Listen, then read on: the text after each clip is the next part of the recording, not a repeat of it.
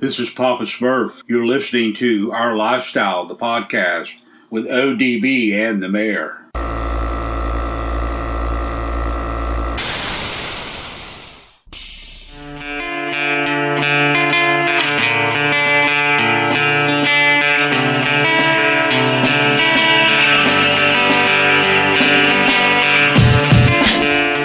Yo, it's our Lifestyle Podcast, also known as OLP, hitting you guys with episode 306. We appreciate everyone that continues to come back week over week. If you're new here because of Paul Davis, please like, subscribe, follow, whatever you got to do. We appreciate the support. We've been doing this a little over 7 years, and we're going to keep the pedal stomped with a lot more awesome guests this year, so stay tuned. We got to stop for a moment and thank our title sponsor, Custom Car Show Production. Their flagship event is every June in the month. Well, their flagship event is every June in Biloxi, Mississippi, scraping the coast. Next year is going to be the 21st anniversary. So more to come on that. Again, scrapingthecoast.com for more. They also have two other events right now under their umbrella. That includes Bayou Showdown. That's going to be in Slidell, Louisiana, the weekend before Thanksgiving. So that Saturday, Sunday before Thanksgiving, Slidell, Louisiana. And then their next event, of course, is going to be March of 2023. And that is Orange Beach Invasion. And Orange Beach Invasion, they did recently announce their new show, or their new dates, rather, March 24th through the 26th of 2023. Probably the best venue in the country. Come on and join us for one of those events. Scraping the Coast, Bayou Showdown, or Orange Beach Invasion. So one thing you don't hear is Biggity Mike The Mayor. The guy, I have not seen him. Might as well get dizzy to put his face on a milk carton because, we haven't heard from him, trying to get a hold of him. He's ducking more than Tiger Woods when his ex was throwing the golf clubs at him, over in Orlando. So I don't know where he's at. If you guys have heard from him, tell him to phone a friend, maybe get a smoke signal going, carrier pigeon, whatever he's got to do. But, man, I try calling him, and it's just chucking me to voicemail. So I don't know. I think, you would have thought that last week with Mark being on, that Mike would have at least reached out to thank Mark or myself, or, he got the tick mark, right? The trivia with Mike, so which obviously last week was answered by Mark. But if you guys hear from Mike, tell him to phone home, phone a friend. So like I said, smoke signal, whatever he's got to do.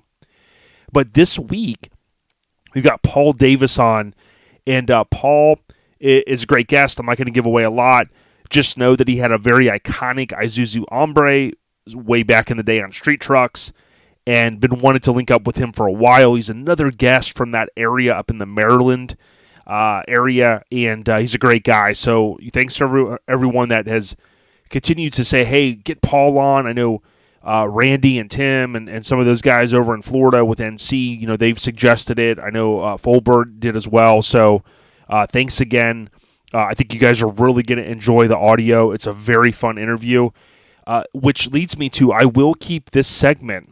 I've said this before. I'm going to keep my segment a little bit short because, listen, you guys hear us talk enough, or you hear me talk enough.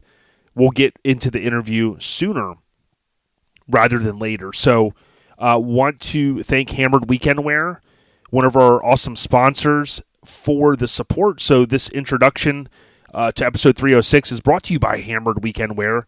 That's HAMMERD. weekendwear.com, and if you go check out their website, they've got tons of different stuff, including shirts that feature real builds. They have banners, hats, stickers, you name it. Hammered Weekend Wear. So the general updates, I don't have much to share. Next week, I did get everything finalized. I am going back to Cali. It's been about a year since I've been to California, and it's been even longer since I've been to SoCal. And last year, I missed out on the Raddies Lincoln cruise and get together.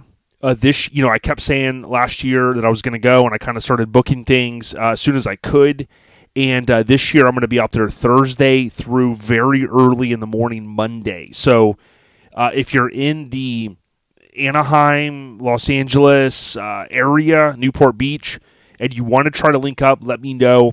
I did make a post on my personal at BD94S10. That's BD like body drop 94S10.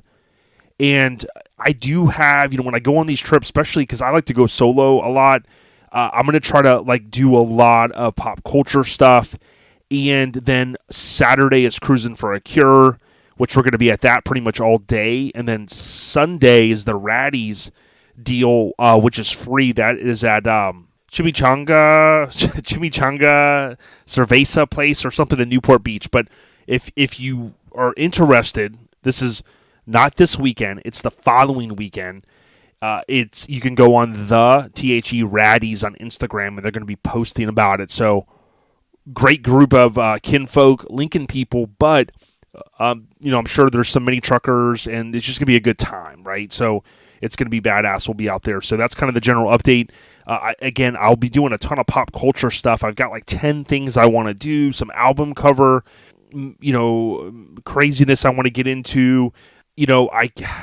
I made this whole Google, I go on Google Maps and I make like a list and I add all the spots and I can kind of map them out and where am I going to go first. Unfortunately, though, just the other day, there was a rapper that was killed and he goes by PNB Rock. And, that had prompted, Ice-T and a lot of other people say, hey, listen, Los Angeles is no joke. Now, granted, Los Angeles is a big place. Certain areas you go to, certain areas you don't. He was shot at the Roscoe's Chicken and Waffles, and I believe this, I don't know if it's the exact same one. I'm assuming it was that I had on my list. If you watch the Tupac to Live and Die in L.A. video, they're at Roscoe's, a famous place in Los Angeles, for a quick, little blurb in that video, and I had planned to go there, believe it or not.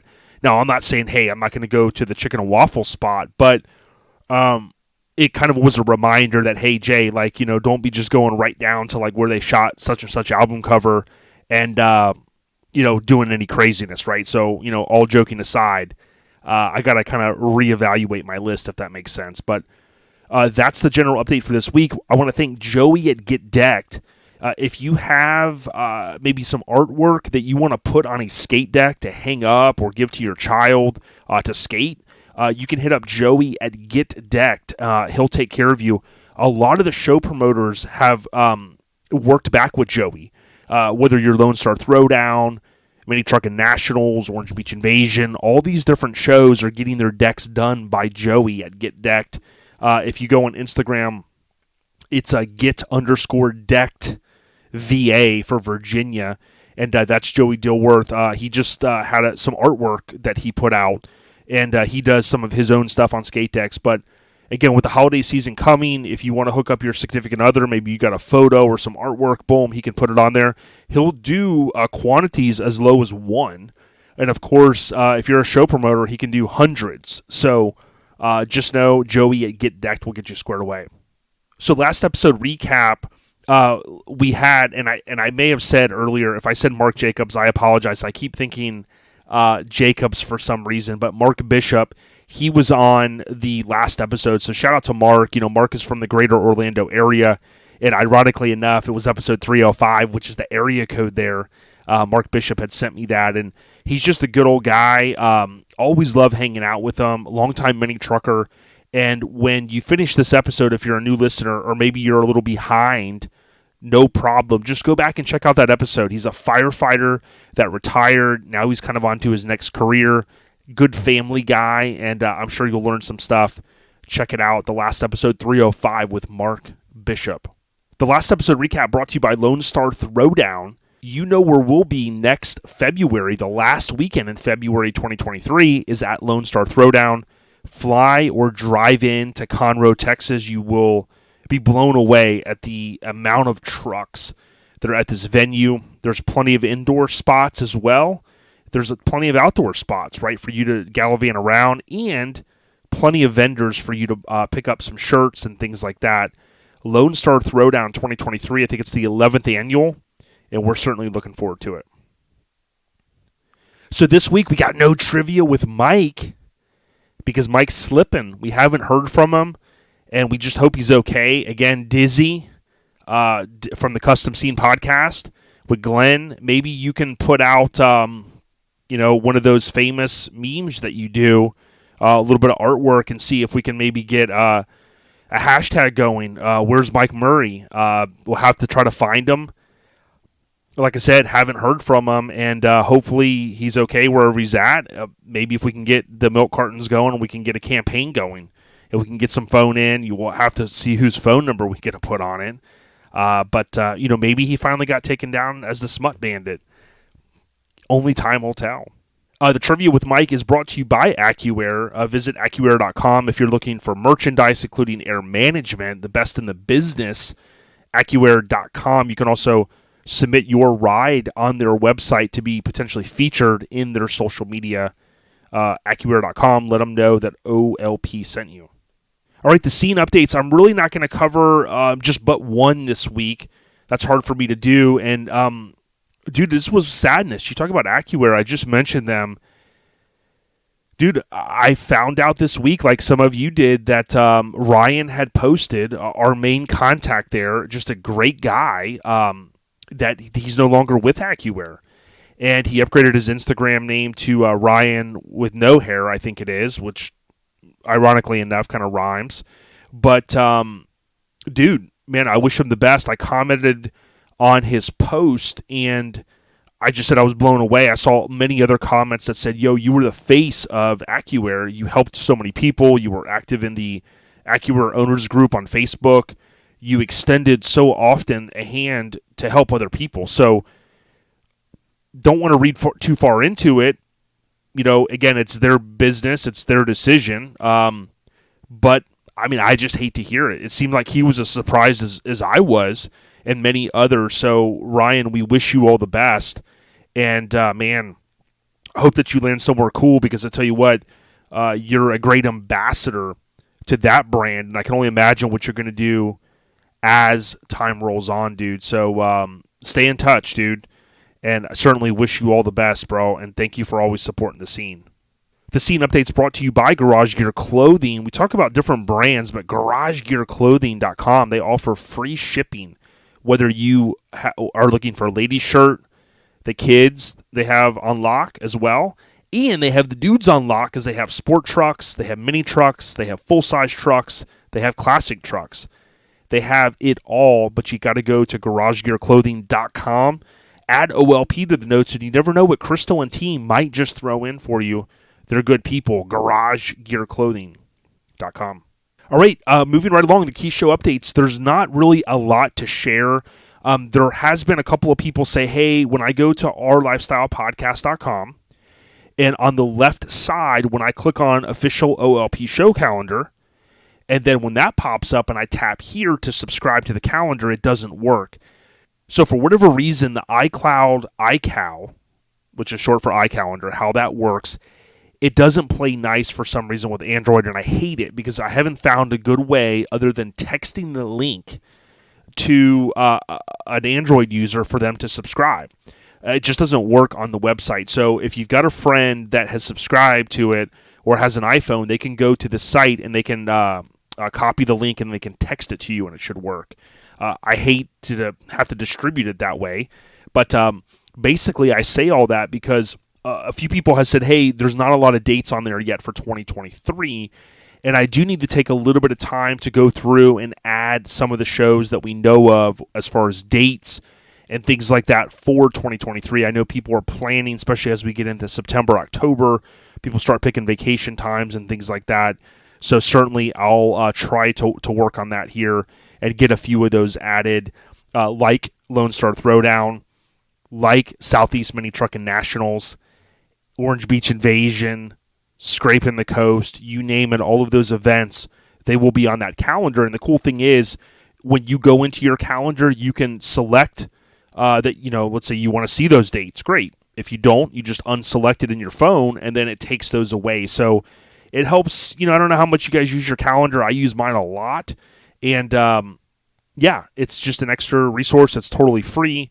And I wish and I hope that I can come up with a better way to distribute it. That way, folks with Android can also easily participate. The Key Show Update's brought to you by the West Coast Influence. If you didn't know, you can go to minitruckfilm.com. You can order the West Coast Influence as the title of the Blu-ray/DVD. It's a documentary-style film surrounding this mini truck scene that we all love. Hit up minitruckfilm.com and let Radar know that OLP sent you. All right, next we got the podcast updates, and we are very hopeful. Originally, we had our fingers crossed. We knew that we're getting close to the recent pre-sale shirts shipping. So if you've went to ourlifestylepodcast.com and you've ordered the new Mini Truckin shirt that we are paying homage to Mini Truckin, those are going to ship to us very soon. Fingers crossed they're going to ship to us this week. As soon as Mike and Shannon get those, hopefully if Mike is still, alive and kicking, they'll get them shipped out. If not, I'll be driving to Naples to pick them up, and I'll have to ship them out. And if you want to get in on the sale, go to ourlifestylepodcast.com. We've got stickers, shirts, and banners and skate decks that you can order, and we'll get those out to you as soon as they come in. You'll receive a tracking number as well. We really appreciate the support. The podcast updates this week are brought to you by Graphics Mafia, GRAPHIX, Mafia.com. If you need a decal or stickers, maybe your truck or car club needs to re-up some of your petitioner stickers or full logos, hit up Graphics Mafia. They can take care of you. Ryan and Buddy are some of the best out there in terms of vinyl and decals and whatnot. So hit them up. They'll take care of you, GRAPHIX Mafia.com. And then lastly, I do have a few Airhead Nation updates, so there were some good things that I wanted to share here. So I know Phil Fowler, shout out to the big homie, he mentions here on September 8th, celebrating 21st anniversary with his beautiful bride tonight. And great photo, Phil. Just great people there. So I wanted to throw that out there. Next, we had Brian Marshall, one of our biggest supporters, our homie. He's been on before as well. He says, 15 years with this woman, and she's put up with all my shenanigans. I love it. Tim from Acrophobia that we had on not too long ago, he made a very kind of heartfelt post, and I can't go through the whole thing. It's kind of long, but he says he did decide to change the name of his truck to Heart Failure. Some of you probably know this, but for most of my life, I lived my life with a quarter mile at a time, LOL. I always partied hard and worked just as hard. Almost 3 years ago, the day after my wedding, I went into congestive heart failure at 35 years old, drinking a ton, eating like crap, stress of the business. It's a very good post. Go out there and check it out. It's Timothy and Saney Wong, SANEEWONG. Good dude. And really appreciate him coming on OLP recently. Next, we got Kimberly Miller. This was huge. And Chris Pierce. Since we're having some technical difficulties with Chris's post, I'll post the pics on my page too. Thank you and appreciate all the congratulations. Chris and Kimberly Miller. So Chris Pierce, Kimberly Miller, they got engaged. Kimberly has been on the podcast. She's a great woman in the scene of ours, and love what she's doing. Love his truck, by the way, too. It's awesome, and certainly a big congratulations to them. Next, this isn't so much an Airhead Nation update, but it kind of is. Benjamin Smith, our big homie, our brother, he posted, he was with Crystal Webster, and he had posted some of the new Hot Wheel themed items that they received. They look identical to the Hot Wheel cards off the back of the Car Culture ones you see in the stores. My sweet, beautiful lady had these made and gave them to me as a gift. So very, very cool. Good stuff there. There were a lot of really good posts, and this is kind of a scene update, but there were a lot of good posts, including Jonathan Lawrence, Justin Wyatt, and others that mentioned that they had such a great time with Robbie Williams and kinfolk at Static Nationals, presented by Best Clothing and Rod and Hammer Transport. So I'm glad everybody had a good time. It looks like one that I would love to make my way up to one year, and just glad that I saw so many great posts about it, and people really getting out there and enjoying the scene, which is what we always preach here. Lastly, Shane Schlack.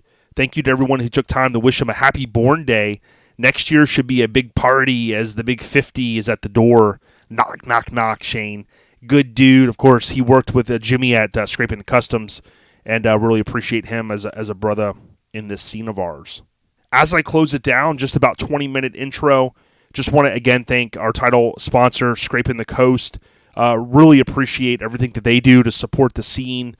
They have a couple of events, as I mentioned, but again, Scraping the Coast, 21st anniversary, the end of June 2023. It's a great time. Come on down to Biloxi. Join us. One of the biggest shows. I kind of call it mini SEMA. It's that big. And, of course, you just got to pay at the door to get in. And once you do, it is a great time all weekend long. Scraping the Coast 2023. Can't wait for June 2023. With that being said, enjoy this audio, this interview with Paul Davis, Negative Camber, kind of Maryland area. Is a great guy. Have a safe weekend. And if I did forget anything, which I'm sure I did, Lord willing, we'll hit you with another episode next week. If you're going to Lowdown in Laughlin this weekend, have fun. And just remember, Trucks and Cheeseburgers is also this weekend. And then in 2 weeks is going to be Cruise to the Pines. And that was the rescheduled event. So stay on the rise, and we'll hit you next week. Hopefully, like I said, Lord willing. We out you. Peace.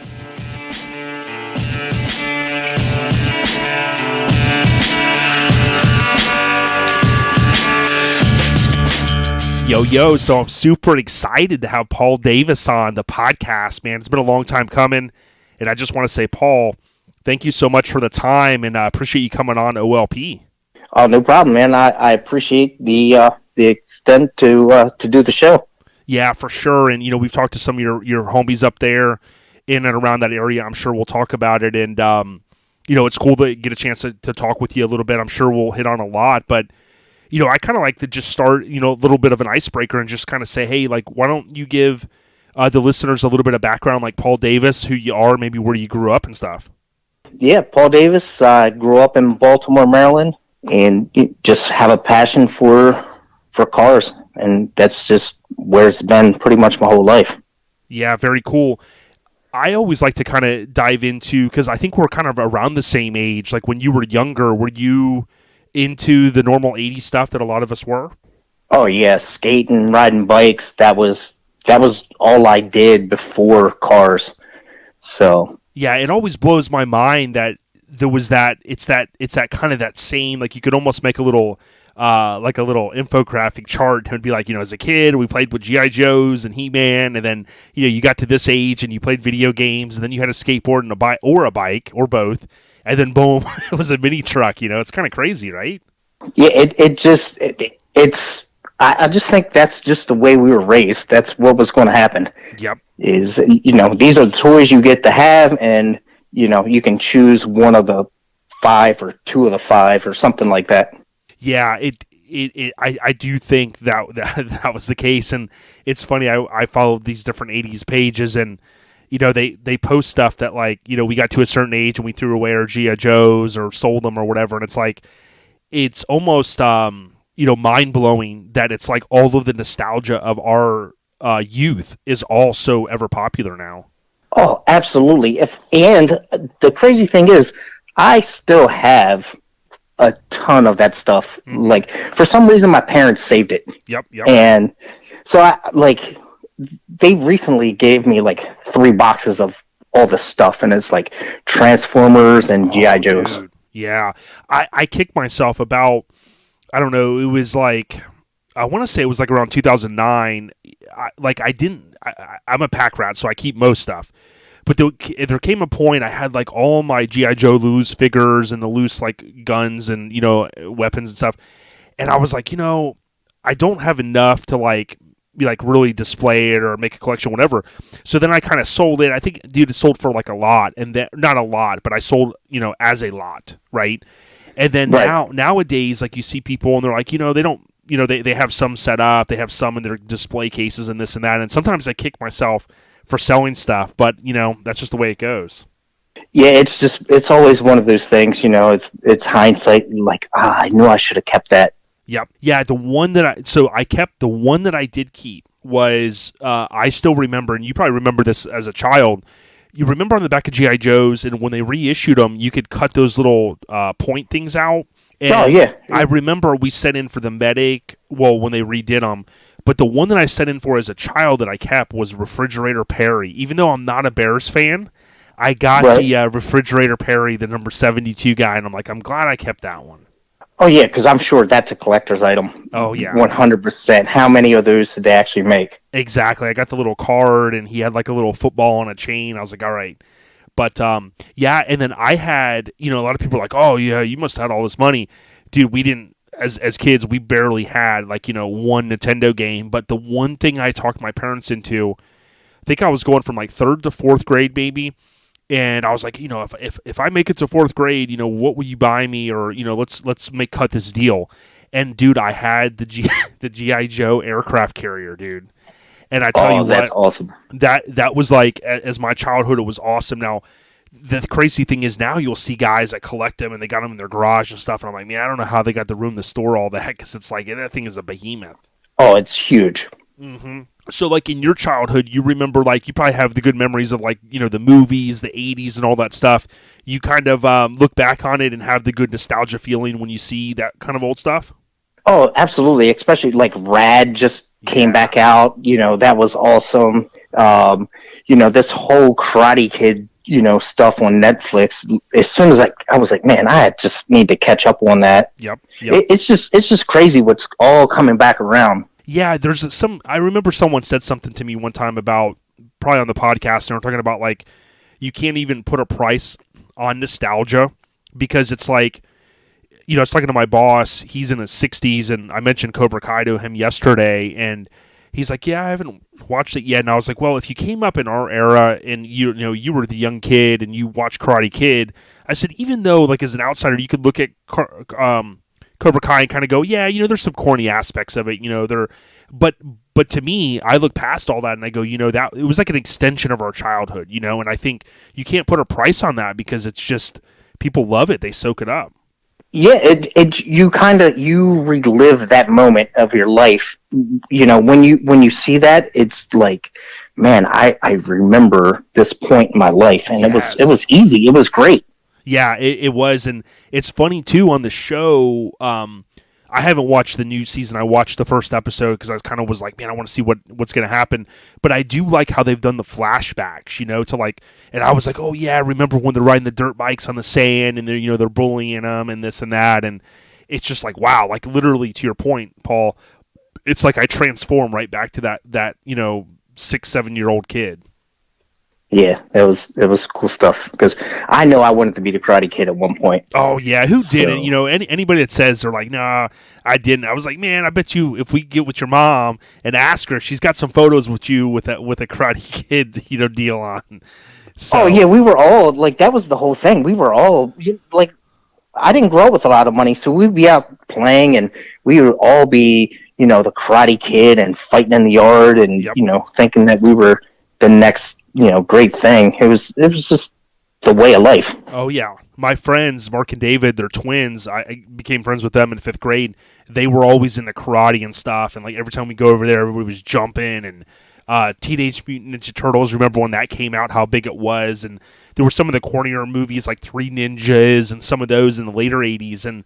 But I look back at it, like the birthday parties we went to, the friends and stuff like that. It's like the memories are etched in my mind, and I kind of go, didn't have that bad of a childhood, even though, like you just said, in our case, we didn't have a lot of money. We had a nice place. My parents kind of put their money into like, hey, let's get a little bit of land north of the city, and so we had outside. So it was like, go ride the hand-me-down bike, go out there and pretend like you're a skateboarder or whatever, but just don't bother us.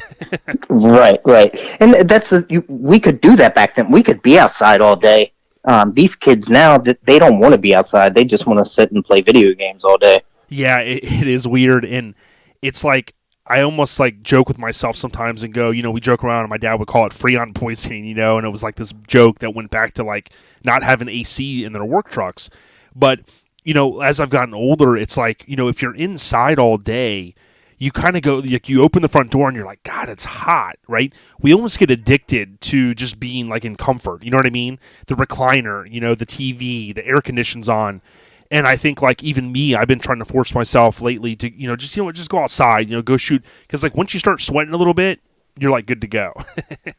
Oh, it breaks that whole thing of just having a nice sweat, and you're like, man, that just released all those endorphins, and Yeah. you It feel good about yourself. Yeah, he just gets you up and gets you going. But so talk to us a little bit about, like, so obviously, you're skateboarding, you're riding some bikes and stuff, and you start getting into the age where, you're talking to your parents about your first car and stuff like that. Did you find yourself kind of being a car guy, car kid, wanting something specific? Talk to us about some of those early rides or days. So back then, I all the guys I grew up with, they were always older than me. Like Fred with the Amigo, he's a couple years older than I am, and he had a Suzuki Samurai that was lowered and it was painted with a system in it, and that set the tone for me. It was him, this guy Jay. He had a 4Runner with a system. And, like that, as soon as I saw that, I knew what I wanted. I knew I had to have a truck and had to have a system in it, and that was going to be it. So then, like around 15, 16, I started looking, and I found this. It was a Dodge D50, and it was in the truck trader. I always got them, like, just to see what was around. I found like I said, a Dodge D50, and it was painted. I already had scallops on it. It was white and blue. The guy was asking like $3,000 for it, and I had it saved up. Went over there, and so my dad was negotiating with the guy. I was like, just give him $3,000. I wanted the truck so bad, so he was trying to get me a better deal, and I'm like, I don't care, just pay the full price. Yeah. So I ended up with that, and that set the tone. So it went from that to lowering it more than what it was. And then I think that was in like 93, 94. I think by my senior year I put hydraulics on it. Really? In high school? That's pretty dope. In high school, yeah. I saved up. I worked all the time. That was like, I knew. So the whole lowrider scene was so big. The mini trucking scene really wasn't as big. Everybody had hydraulics. Everybody was watching the videos, the rap videos with the 64s with juice. Yep. So I felt like, man, I got to have hydraulics because bags weren't around. Exactly. I found a local guy, and he did them, out of his garage. So I bought a setup, and then he installed everything back then. So it never worked right because he never wired everything up right. So I would always get runaway pumps and stuff like that. So yeah, dead batteries and stuff, because that was long before. I know street charger's a big thing now that guys have in the car, but even my buddy Tony Boss Bolin, he talked about when he first moved to Florida, he had an S10 with hydraulics on it, and he was like, yeah, I constantly was charging the batteries. It was like the game of like whack-a-mole to charge all the batteries. Oh yeah, so I had a 2-pump 5-battery setup. I had five chargers. My parents hated me. So every Friday night, I would set them all up, put them all on charge. So when I went out Saturday, I would have a full setup. Yep. And I could just beat them up until I got to run away and then had to change all the solenoids. Yeah, your house was like the National Lampoon Christmas Vacation, when he plugs in all the lights and the meter's like, I know my neighbors probably looked at me like, what is going on? Because I would tote out, charger after charger after charger, plug them all into extension cords. They're like, he's doing something illegal over there. I don't know what it is, but these damn Oh, kids. yeah, absolutely. You're like, just wait, let's hit the strip. Yeah, down here, it was rare to see anything on hydraulics, at least where, as me, kind of Land O'Lakes and stuff like that. I'm sure there were some people in Tampa and stuff, but it was kind of rare. But we've talked about this in the past on the podcast. It is crazy to think about, like, when we watch the hip hop videos and we saw like Ice Cube, Today Was a Good Day, or Eazy-E talking about 6-0 and things like that. I mean, I remember at my friends Mark and David's, like, we were, VHS, MTV, and we'd go back and we're watching, and we're like, oh, cool, let me ride, like, look at the hydraulics. And that was, like, the first little bit of, like, into the, like, that lowrider, lifestyle culture, and I think it did play a huge part on a lot of us. Oh, absolutely. That whole thing. When I saw that Ice Cube video with that candy green, I was like, Yes. I need to paint my truck candy green. So, I saved up, and I found a place to do it. It was a horrible job, but I loved it. I didn't know what a good paint job was back then. Yep. So, I paid this guy to paint it. He painted candy green. It was okay. It was a little cloudy, but I got the gist of it. And then I had some wire wheels, and then I started seeing the mini trucking magazines just everywhere, and I was like, "Oh man, that's the route that I want to go." I don't need these wire wheels. I don't need, I still kept the adjustable suspension, but I didn't use it to hop or anything like that. It was just strictly to raise the truck up to drive. Mm-hmm. And then I ended up with some 16-inch Silverado wheels because, back then 16s were big. Mm-hmm. And then, but yeah, I used the factory Silverado wheels and got rid of the wires and did a C-notch and stuff like that so it would lay out.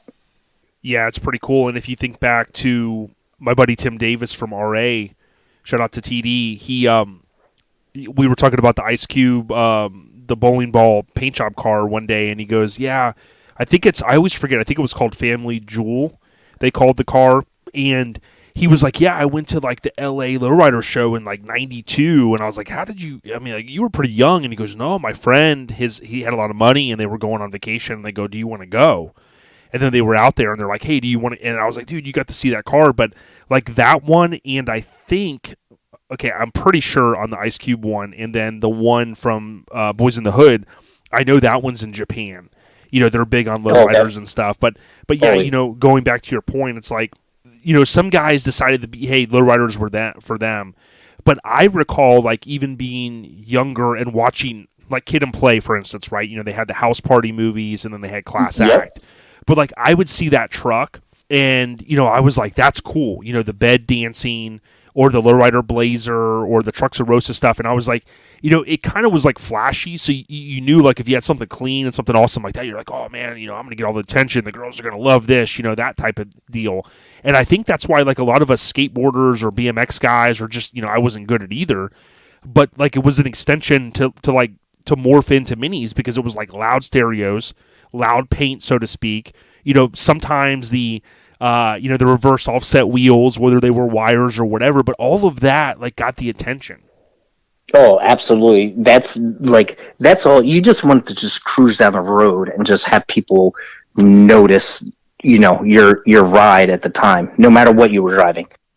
Yep, and especially coming out of, think about, like I talked to one of my best friends, Paul, we talk about in the early days, I think he had a Topaz, his parents had given it to him, and, he had a box that they had built for it, and it was like, you'd put the cassette in, and you were listening to like NWA, and it was kind of rebellious because, your parents didn't want you to listen to it, and it was cuss words, and, the FBI was going after NWA and all that. But it was like the rebellion of like, man, I'm going to get in my car. And then it was like, well, I'm going to make it low, and it's like more attention. Your parents don't like it. It seemed like a culmination of all that stuff. And then, you had the guys like Brian Gendro and others like, okay, let's cut this. Let's do this. A little bit outside of my league. But, that's, I think, how we got to where we were with minis, Oh, yeah, absolutely. Like, I was still in high school. I was getting both Lowrider and Mini Truckin' magazine, and I would just cut out pictures and hang on my wall. Yep. And it would be a collage of just trucks that I loved, and I could just imagine myself one day building something super nice that would be in the magazine. And that's where I was. And then I started going to shows like I was saying, Fred with the Amigo, he's a couple years older than I am, so he was already traveling to shows before, I was even really driving. Mm-hmm. And so as soon as I was able to drive, like we were going to Booger Bash and traveling, just leaving the state of Maryland and going out to these big shows that I had no idea even existed. Mm-hmm. Yeah, and it was good because when you had someone a little bit older, they could kind of, they kind of led the way. And I know I had my neighbor Jeff; he was a couple years older, maybe three and a half years older, But it's like we would ride around in his van on the property that the parents had, and it was like, we had tapes in, right? We're listening to, Third Base and Humpty Hump and, all that stuff. But it was like he kind of showed the way in some ways. And then his friend, a guy that lived near us, Larry, he was in the skateboards. I mean, he was really good. But it was like I kind of had these guys I looked up to a little bit, and I saw what they were into, and I was like, man, I like that shit. Like, I'd go to Larry's house, and he's watching UMTV Raps after school, and I was like, oh, this is cool. I love hip-hop, But it is crazy how, like, what you're talking about with Fred and some of the other guys, that those early influences that we had kind of carved out, our path. Oh, absolutely. Absolutely. Yeah, just seeing nice cars in general always got my attention. At a very young age, I'd be, I could remember being like 5-6 years old and seeing nice cars and just, I was hooked. Yeah, for sure. And, when you think about, like, did you find yourself, like, what are maybe some of the first recollections you have, whether it's 14, 15, 16 years old? Did you find, like, were you going to newer car shows? I know they would have those in Tampa here and there, or did you find, like Fred or some of these guys going, oh, we're going to Carlisle, and, you're like, well, what's that? And, like, what were some of maybe your first memories at shows? Yeah, they were so Booger Bash and Carlisle, the Truckin Nationals. Mm-hmm. Where else did we go? We'd go up to, stuff in Virginia. It was somewhere in Winchester, Virginia, always had a show. Mm-hmm. So we were always traveling, and all that credit goes to Fred because he was so involved already way before, and he kind of, he set the tone. Like, Fred and I have been best friends since we were, early teenagers, and like I said, he was a little older. He got a car, and then he worked at a body shop, and he got it painted and all that stuff. And so, that set the tone for me. Yeah, for sure. And now your D50, was that, like you said, mid to late 80s D50? It was a 86. 86, yeah. Or no, 87. 87 is when they changed it to that. It didn't have that bullet nose to it like the Datsuns. Right. So I think 85, 86 was that. 87 was the first year they changed the body style, kind of what Ernie had. Yep. Yeah, and those were, arguably my favorite trucks then, because the guy locally that had one, it's like he had Ghost Flames. It was white. It had a topper. It had a crazy stereo. And I still remember getting my first car and then finding out Chris was selling the Mitsubishi. He had the Mighty Max, like I think it was 88. And I just was like, damn, dude, I could have had that for the same that I just bought this, But I wasn't in a position just to be like, oh, yeah, let me throw this in the Auto Trader.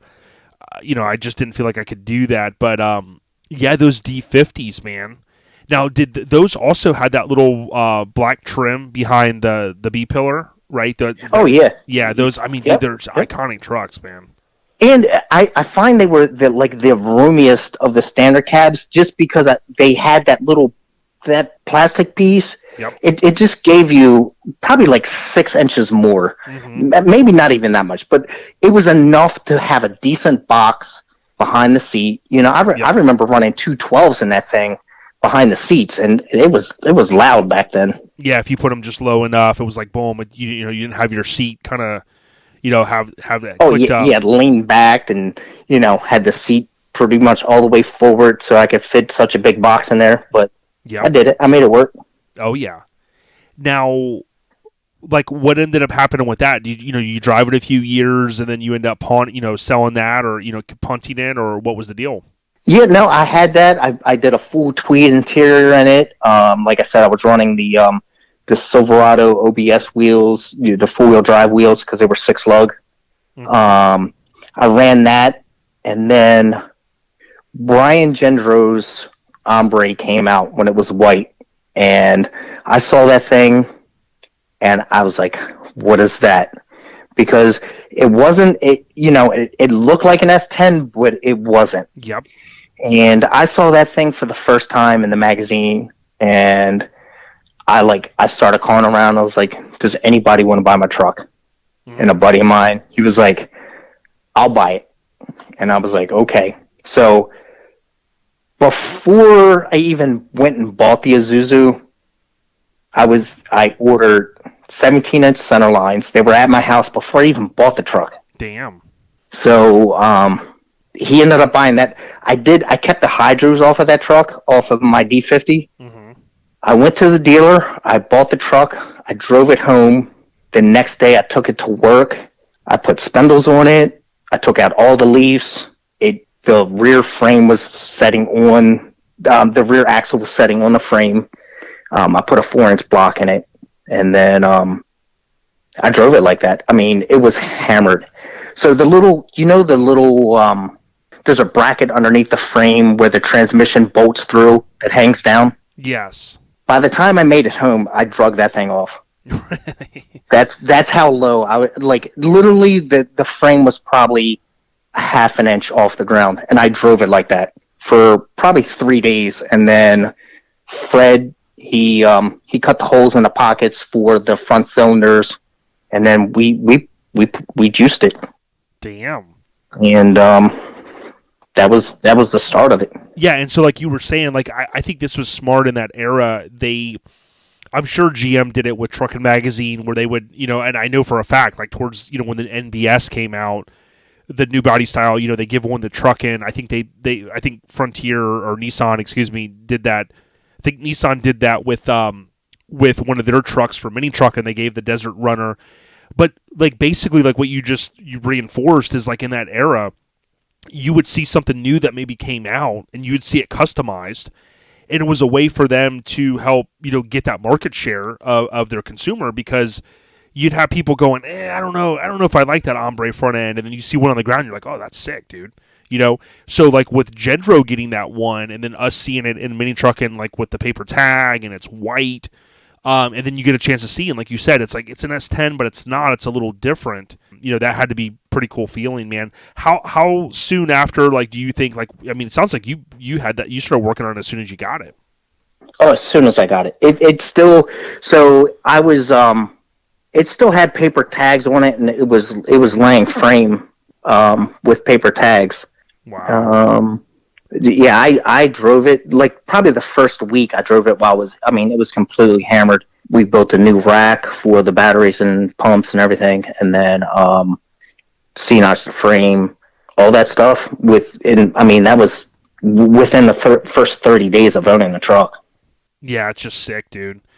Now, a lot of people don't know, and I kind of learned this even rereading the Street Trucks issue 25, and then you had sent me a couple photos as well, but you basically, yours looked identical to Gendro, the one that Gendro had from a new factory perspective.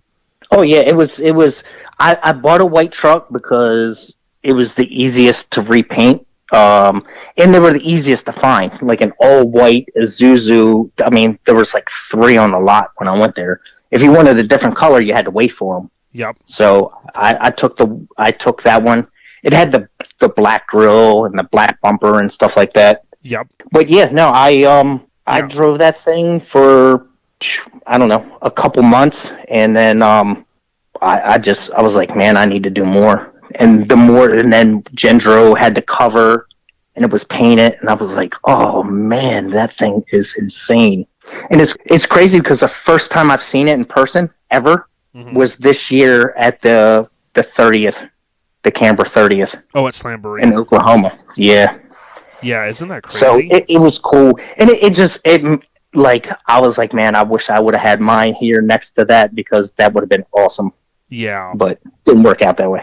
Yeah, and it's I assume, like, guys like Gendro and stuff, and we do want to have them on. We just haven't been able to really align, all the stars. But guys like that, like I think, like, they were living in the moment. They're building this badass stuff. He's super talented, right?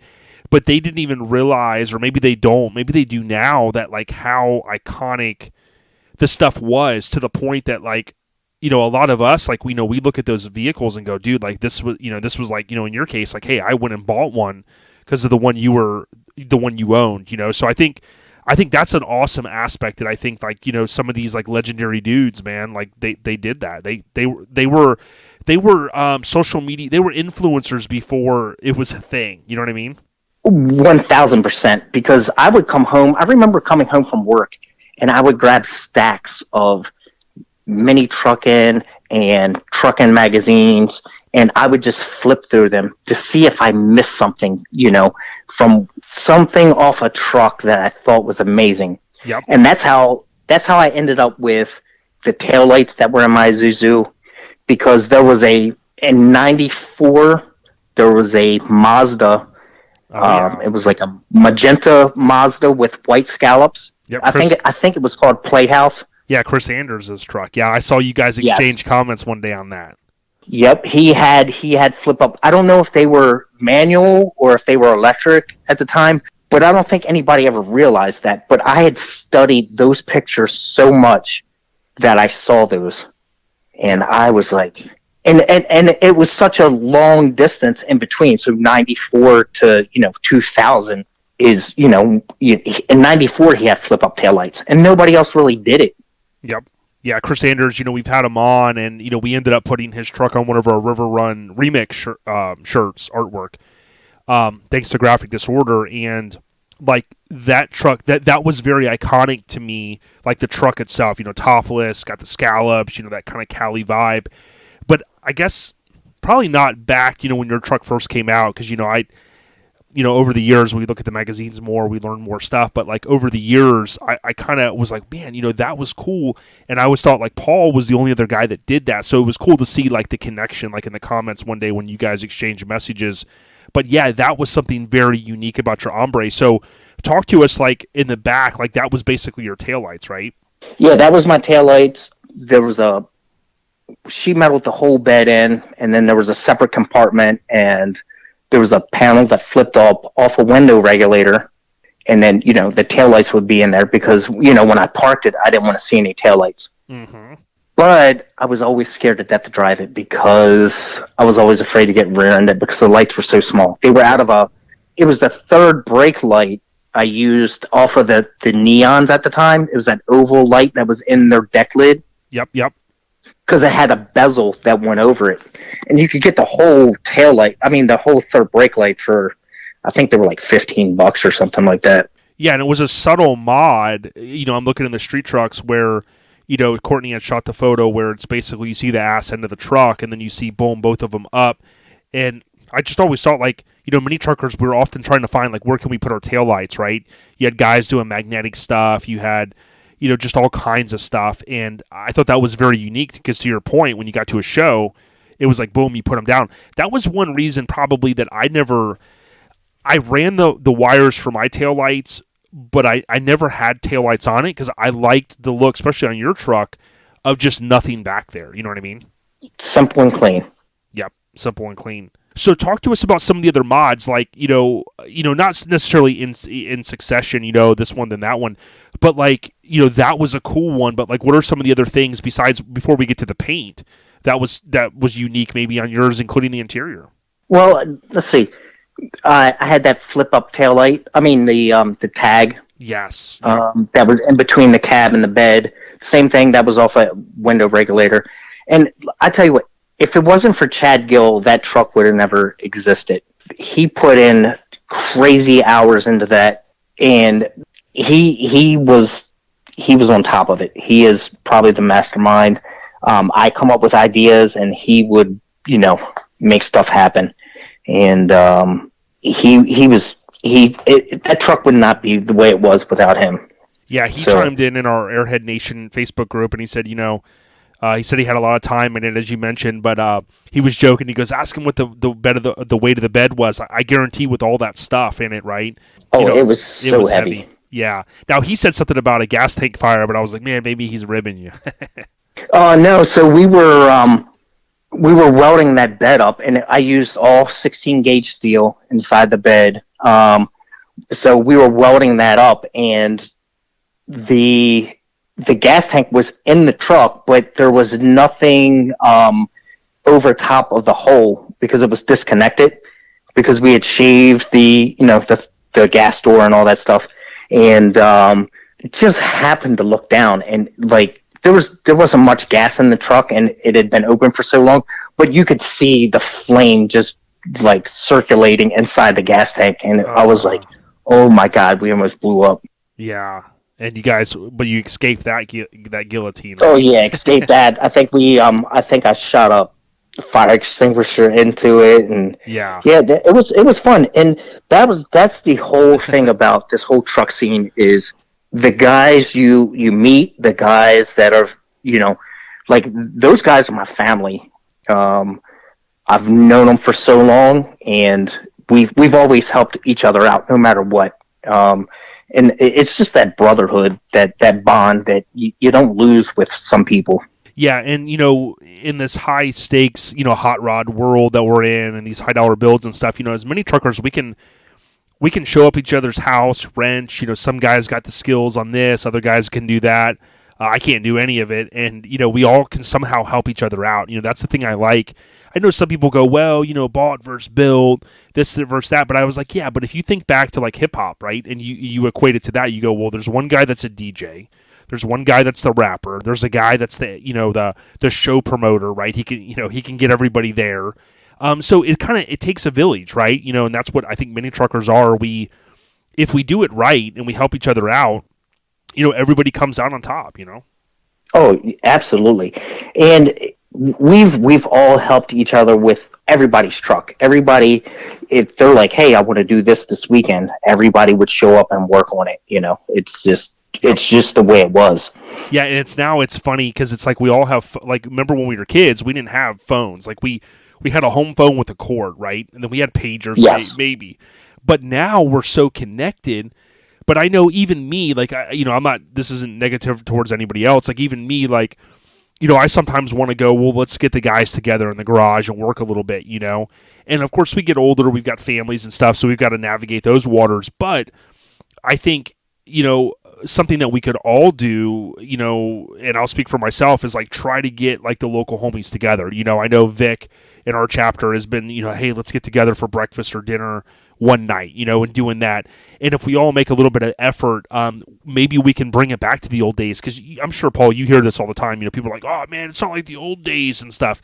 Well, yeah, if we put no effort into it, it's not going to be like the old days, There has to be effort. You have to, like anything else in life. If you don't put the effort in, you're not going to get the results that you want. Yep. So, that's just the thing. You have to make that phone call.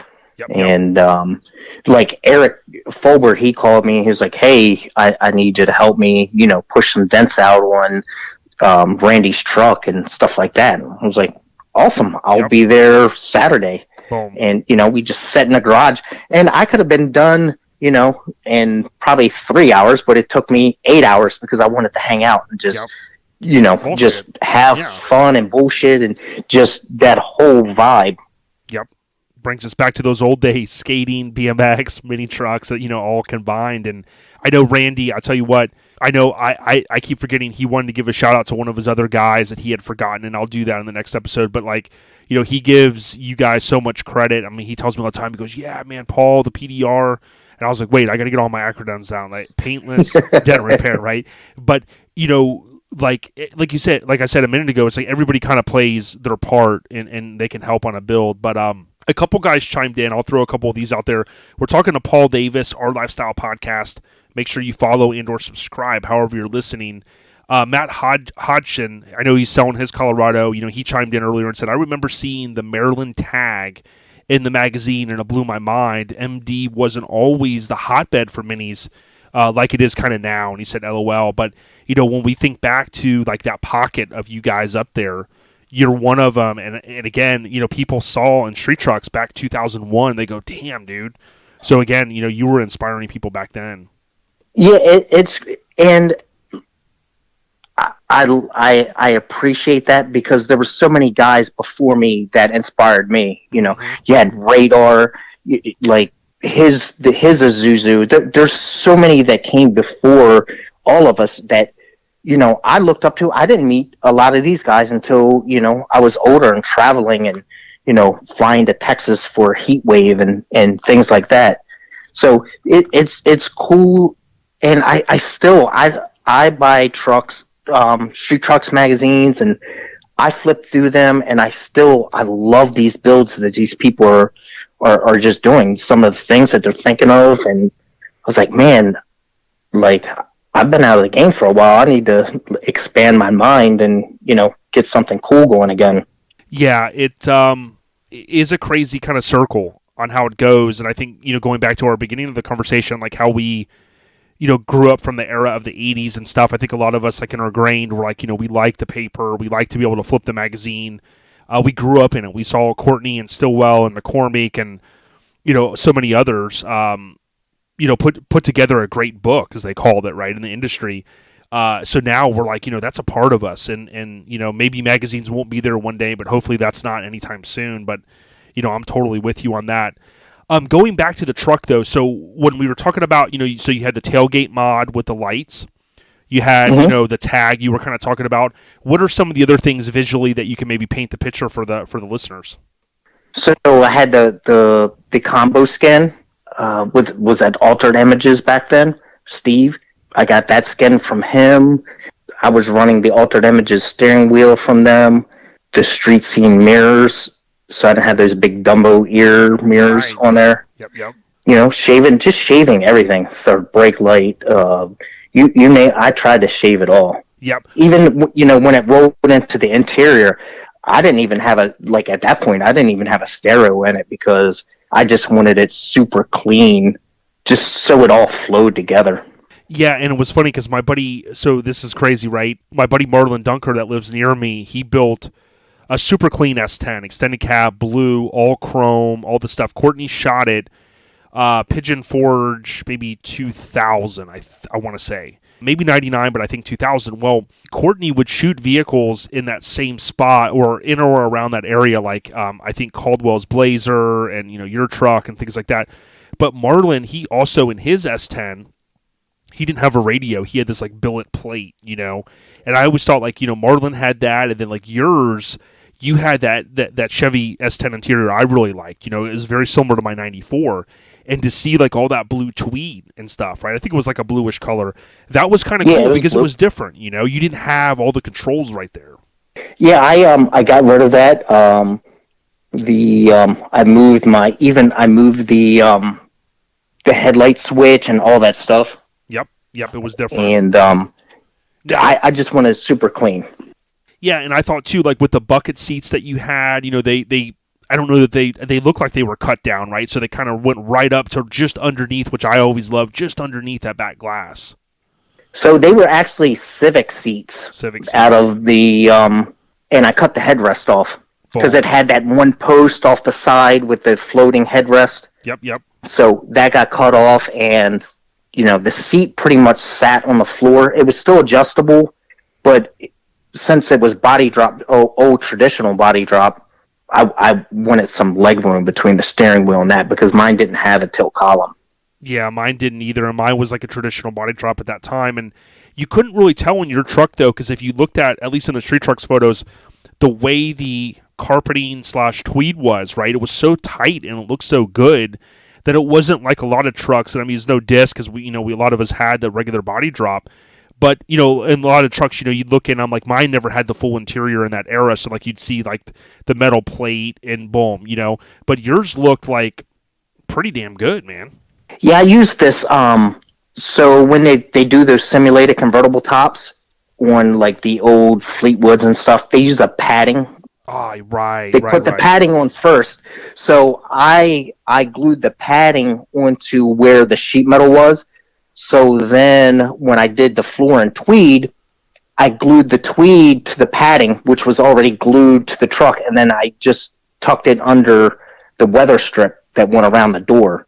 Yeah, just to finish it off, so it'd have a nice clean look. Yeah, it gave it more of like a finished, clean look. Yeah, I always noticed that. I was like, there's something, like you went the extra mile to make it, and just instead of just wrapping it, which was cool. Yeah, it's the little things you learn, by other people, and you're like, man, that was a good idea. I need to incorporate that, but let me add my own twist to it. It's just nice to be able to look at somebody's ride and be like, oh man, that's a great idea. Let me think of how I can do this. And then I put that huge, it was a 22 by 38 like pop-up sunroof in there. Yeah, and it literally it literally took up the whole skin on the inside. So, the roof was all glass. Yeah, and did that come from a junkyard, or did you end up buying it from a place? I'm trying to remember from the feature. No, I bought that from, I think it was like Street FMC. Oh. No, it was an actual sunroof company. So back in the day, that's what I did for a living was, when I was younger, I did sunroofs in cars. So if you went to the dealer and you didn't have a sunroof in your car, I did those. Nice. I would put electric sunroofs in cars back in my 20s. And then, we did all that stuff, sliding rag tops and the whole simulated convertible tops and all that stuff. Yeah, and it's funny, real quick on a tangent there, I think one thing that proves is that the mini truck and the customized world really did drive, I think, the OEMs on a lot of ways, right? So you think about, my buddy he just picked up a Lincoln Corsair, kind of a newer SUV, real nice vehicle, and I was checking it out, so I sit in it, and you got these, like, I don't know what they call them, panoramic roofs, and it's crazy. But if you think about it, it's like, not saying that wouldn't exist today, but if you think about the customized world, like to your point, back in the day, a lady or a dude might go buy a new vehicle and they're like, oh, I want to have a sunroof. That was a thing then, and now you can get it like factory. Right, and that was, they only made so many cars, with sunroofs. So the dealers would send it to us, and we'd put a sunroof in it and send it back to them. Yeah, we could almost do a whole episode on that, because I watched the video where someone talked about, because I love the old convertibles, and they talked about with the NTSA whatever, over the years how that kind of morphed, and then T-tops were big, and then you didn't see them as much. What was the death of that? And then a lot of it comes back to like safety. They could only make so many, like you said. So, interesting topic for sure. Yeah, it was just that job fell in my lap when I was young, and I just excelled at it. And it paved the way for a lot of what I've done in the automotive industry. The aftermarket side of it. Oh yeah. Now, speaking of shaving, right? So we talked about a lot of the body mobs, talking with Paul Davis. One thing that I thought was really unique with your truck then is a lot of guys weren't shaving the firewalls, right? And you would see some of that when I look at the photos of yours of street trucks. I remember seeing it here in Tampa as well. You guys went the extra mile. I mean, it was like a full shave job. You even had the two-tone on there, and I know there were a couple, don't get me wrong, someone will say, don't forget this one. But the masses weren't doing that. And I think it piggybacks off what you said about shaving everything, going that extra mile to make that thing super clean. Yeah. So a lot of guys, what they would do in those was they would mount the computer to that area because they got rid of their heat and air conditioning. Yep. So when we started to redo that truck, I got my rendering back from Pat Maxwell. Yes. And so when I called Pat, he was like, what's one truck that you love?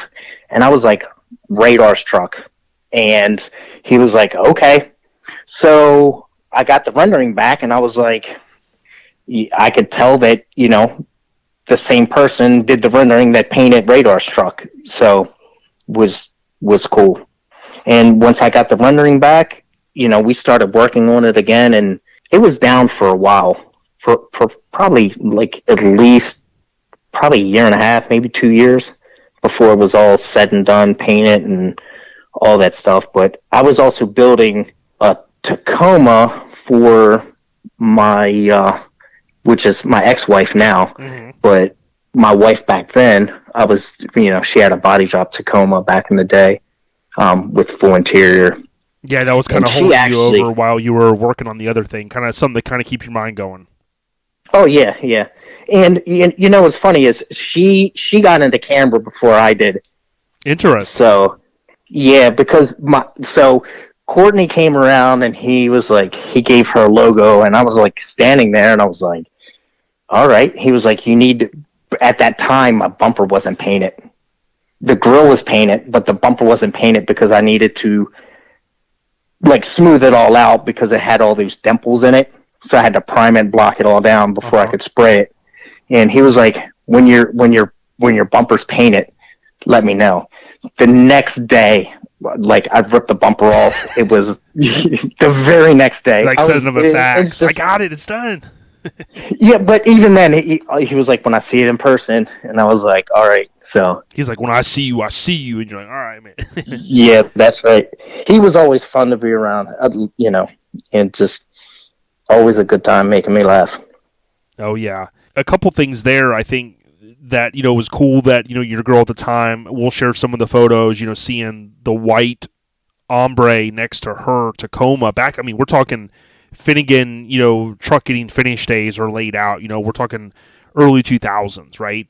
Yeah, that was probably 90, 97, 98, 97, maybe. 98. Yeah, even kind of earlier. Kind of one of the earlier Tacomas, definitely from a female, I would say, laid out. Oh, yeah, dropped. that was, 90. So her truck was a 97, and it was body drop within that first year. Yep. So now, kind of on this journey of talking about Paul's Hombre, talk to us. I remember in the feature, it talked about a couple things. One, you had, I think, correct me if I'm wrong, it was called Sickens Paint, right? You had the decals on there, but it talked about a guy named Curtis Bond. Curtis Bond. Where does Bond? But, he talked about he was an instructor at the Sickens Paint School in Pennsylvania. Talk to us about that connection and like what that ended up, the result of that. So once again, that all comes back to Chad. So Chad's always been at a body shop, so he's always had those connections. And so his paint rep ended up giving me all my supplies for free. Dude. From Sickens. Huge. Which was tremendous at the time. And so it took a long time to even find a painter that, I trusted or even he trusted more or less. And so we, the school was up in Philly. We loaded the truck up. So Ryan Owens, he had a yellow Taco back then. He was a camera guy. He did all the cut in. Oh, wow. Okay. So everything was cut in before Curtis was able to paint it. So, it was all laid out through the door jams and all that stuff. So he did all that stuff. He cut the whole truck in, and we loaded on the trailer and we took it to them. And he was like, "All right, well, it was supposed to be a long weekend for some reason." So he ends up calling us on Sunday night, like kind of late. He was like, "Hey, you guys need to come up here and get this because I can't have it here Monday." Really? Yeah, because it was being done. Yeah, and it was being done at the Sickens school. So we load back in the dually with the trailer, go back to Philly, and we ended up waiting there pretty much all night for it. And they pulled it out of the booth. We loaded it on the truck and drove it back home at like 7 o'clock the next morning on a Monday morning. And that's graphics and everything. Yeah, that was so. The graphics were laid out. It was cleared. And then I had a guy come in and do all the pinstriping afterwards. And then the truck was re-cleared again after that. Yeah, multi-stage process. I don't think a lot of people realize that. It's like taking it here, this guy crafting, mastering his craft, and he does this, and you come back. Like it's not just like, okay, it's done. You know what I mean? So like there is, and I know a lot of the guys out there that are paint body guys, they know that, but like you're talking about crossing state lines, getting this, doing that. I mean, it's a lot of work, man, on these trucks. Oh, it was a tremendous work because Curtis, he did all the airbrushing too that was on the truck. And then once that was done, it was cleared. Then we brought it back to Chad's shop, and Steven with the green card? The 4-door Nissan? Yeah, he needs to give me that Nissan. Come on, Steven. Come on. So they worked at West Bend, and the truck went back there. Actually, it went to my house, and then it went back to West Bend. This guy, Cobby, he's like an old 50s guy. He came, and he pinstriped that thing for like 15 hours straight. He didn't take breaks. No, it was like crazy. Yeah, so but, yeah, he pinstriped it, and then it got re-cleared. Yeah, I meant to give a huge shout out to Pat Maxwell. We want to eventually have him on. I know Radar's got that good connection. I want to say I've seen your rendering. I don't remember if it was one that ran in Street Trucks, maybe. It seems like I've seen it over the years, but if not, maybe you can shoot a photo of it to us if you still have it, or if you have a photo of it. Yeah, that would be cool because we'd like to share that. So shout out to Pat Maxwell. What was like when? So you had the rendering, right, and you're over in Philly, and when you see like when it comes out of the paint booth, even though maybe it needed more clear, maybe it needs some pinstriping. Like, were you like super excited? Like, what was the feeling seeing this like project coming together? Were you just like, damn? Like, what was the deal? Yeah, well, we were all exhausted because we were sleep, but we were just blown away. We were just blown away, and we couldn't contain yourselves. We still had a lot to do. Yeah, it still needed all the glass put back in it, and it needed to be pinstriped and all that stuff. But what came out of that booth was just pure excitement, and I couldn't wait. And I was kind of glad that the internet wasn't there then, because when it came out, it was such a surprise. It's like, that's awesome. So you see a lot of trucks nowadays, and you see them before they're actually done. Yep. And especially because Instagram, Facebook, the whole social media thing is huge. Yep, exactly. But but it also it's crazy. It's like a double-edged sword, because I love to see what's coming out, but then because these guys are so creative on what they're doing, and that helps me with my mindset, and it gets that creative part like just going and seeing what you can do next. We're talking to Paul Davis about his 97 Isuzu Hombre. We're going to take a quick break for podcast identification. Hey, as I mentioned, this is a quick break for podcast identification. You're listening to Our Lifestyle Podcast, also known as OLP. We want to thank our title sponsor, Custom Car Show Productions. Their flagship event is every June, typically the last weekend in June, Scraping the Coast in Biloxi. Hit up scrapingthecoast.com for more information. They also have two other events, one in the fourth quarter, the weekend before Thanksgiving. That's Bayou Showdown in Slidell, Louisiana. And then the tail end of March every year in Orange Beach, Alabama, one of the best venues in the country for any car or truck show at the Wharf. OrangeBeachInvasion.com for more information on that one. Back to the episode, already in progress. All right, well, welcome back to the podcast. Had to take a quick break, and we're talking with Paul about the Hombre. So, obviously, things are starting to come together, right, and whatnot. And what I wanted to do is kind of quote, the great Courtney Halowell, rest in peace. I won't read the whole thing, but at the beginning of the feature in Street Trucks issue 25, he kind of says, "I'll never forget the first time I saw Paul Davis's 97 Isuzu Hombre, because it was also the last time that I got a chance to see it for the next 4 years or so. It was at Carlisle All Truck Nats, and then it was parked right next to his girlfriend's, at the time, Tina, her body dropped Tacoma. And he kind of talked about how it changed.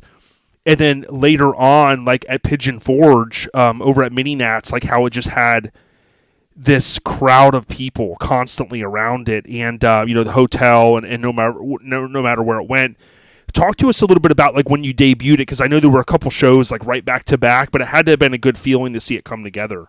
Yeah, it was just the feedback.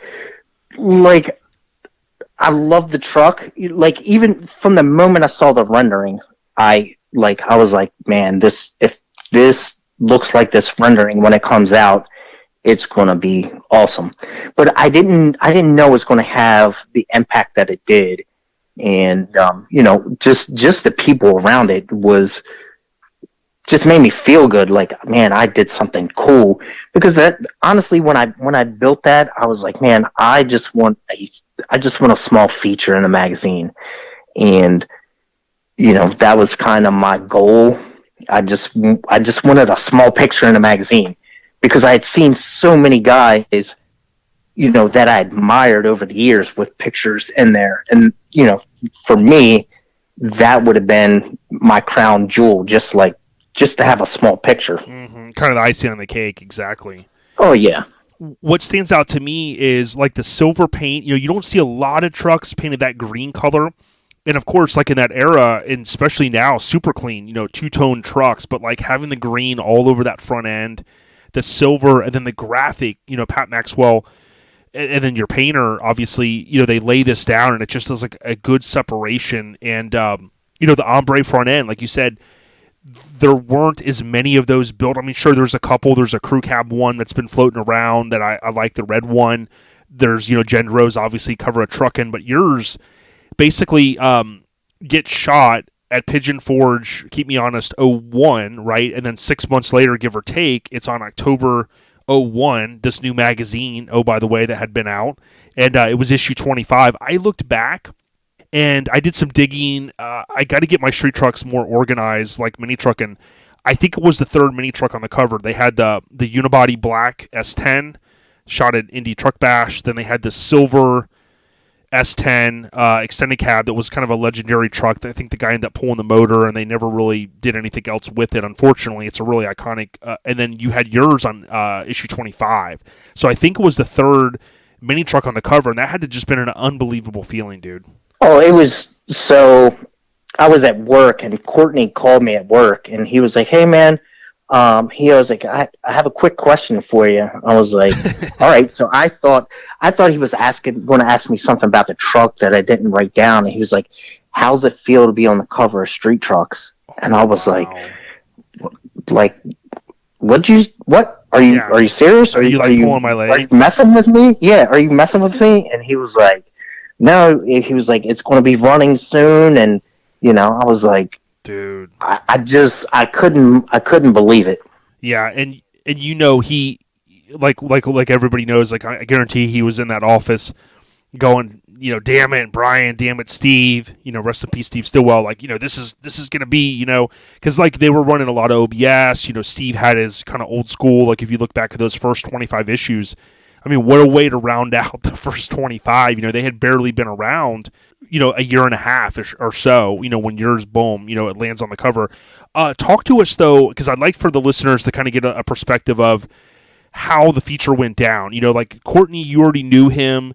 Talk to us a little bit about being at Pigeon Forge and, like, did you have to wait long, like the cruising shots, any memories that you may have?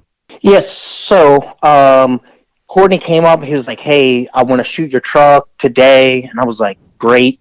So I think we went up into this back parking lot, and there was probably, I want to say 12 to 15 trucks back there that he was going to shoot at the time. Mm-hmm.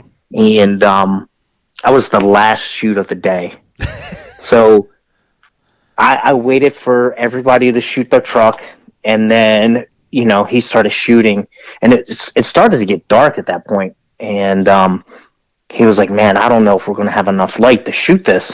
And I was like, he was like, can you come back tomorrow? And I was like, if you want to shoot this truck, I'll come back every day until it's done. Right. Yeah. You weren't like sour. You're like, hey, you're the boss. Yeah. Whatever it's going to take for you to shoot this, I'll do it. So there was, there was a lot of trucks there, and then he shot it. And he was like, hey, and why don't you guys sit in this truck, and, I'll take some pictures too. And which at the time I thought was kind of crazy because nobody else was in their trucks, Yep. Taking pictures.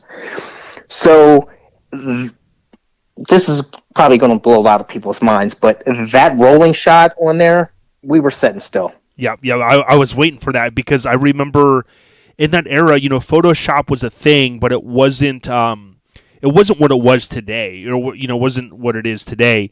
And, my buddy and I, we'd look at some of the Truckins, and you'd be like, well, man, this is a rolling shot, but you can read the tires, and stuff. But that, you can't even tell. It's that well done.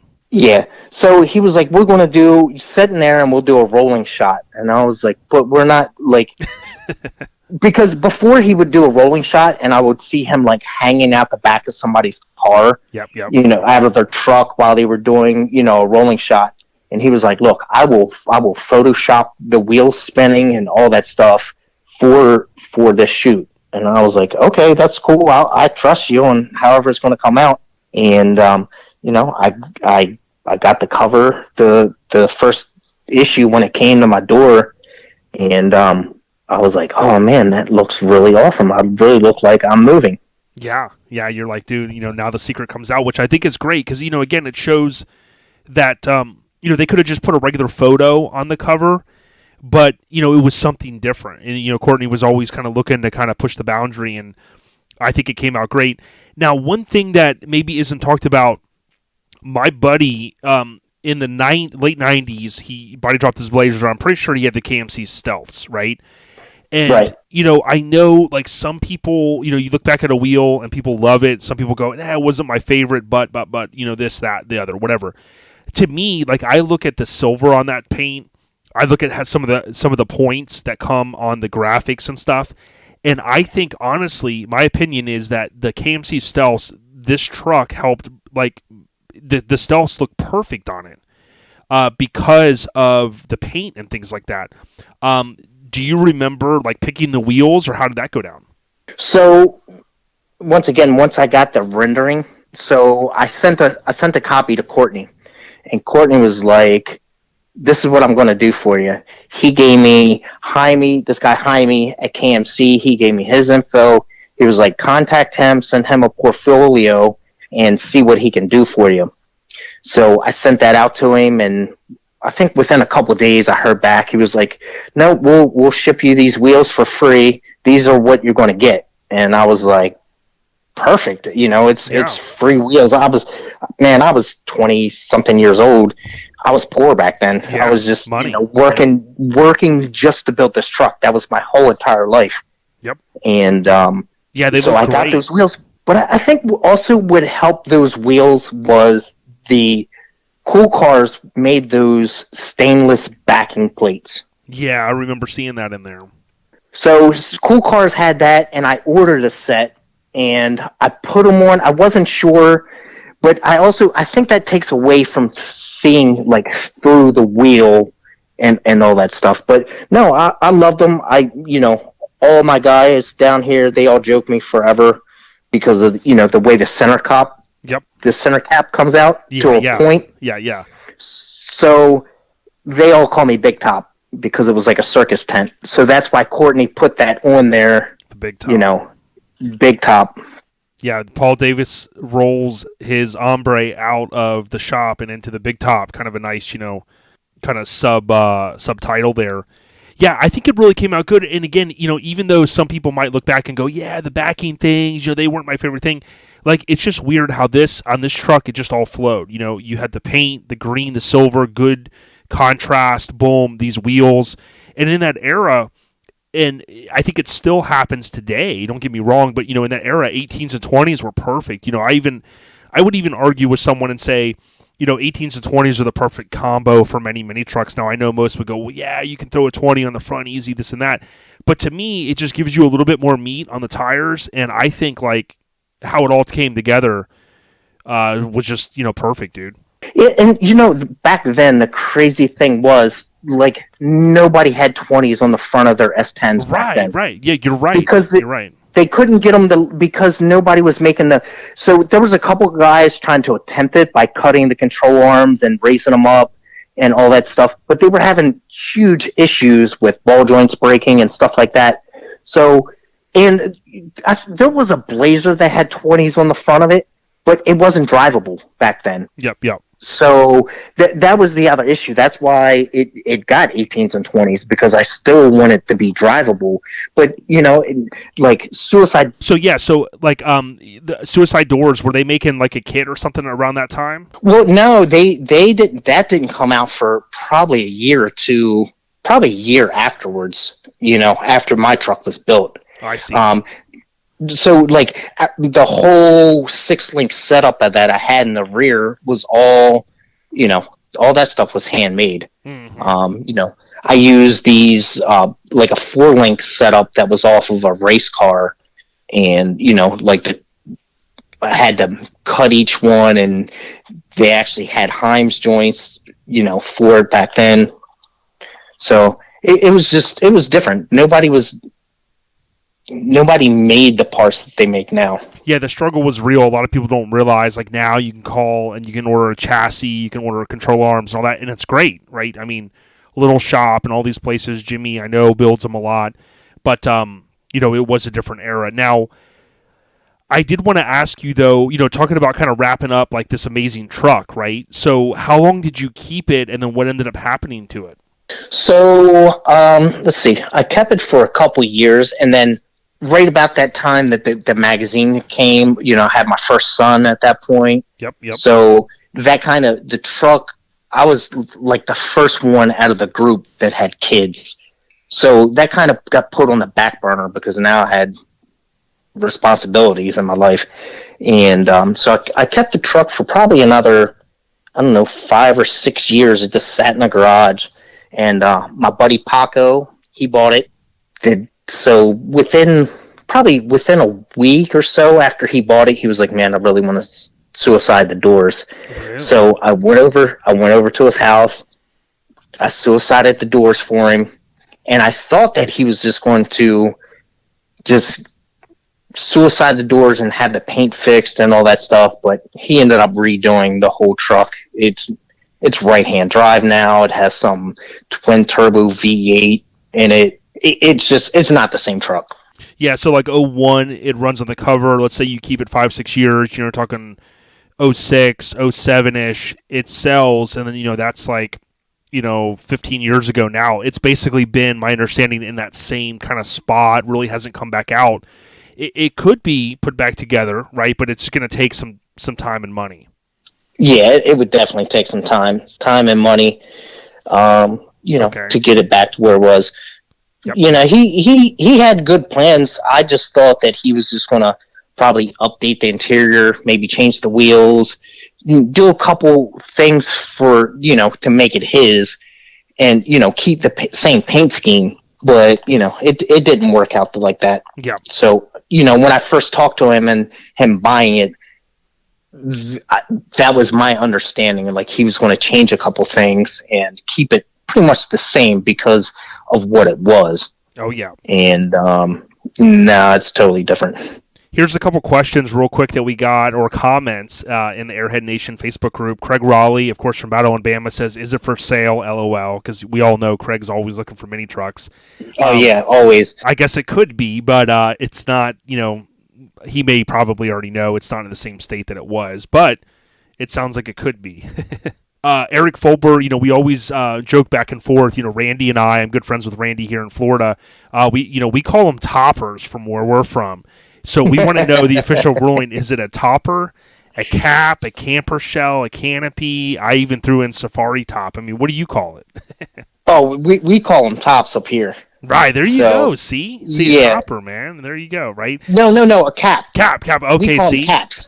You call them toppers. Right, we call them caps. Yeah, I mess with Randy every time I talk to him. I tried to do the old Bugs Bunny, where I say it wrong and then try to get no, it's a cap. Yeah, there you go. Chad commented, Matt commented, Bobby Moore says, "What's it like to be so boyishly handsome?"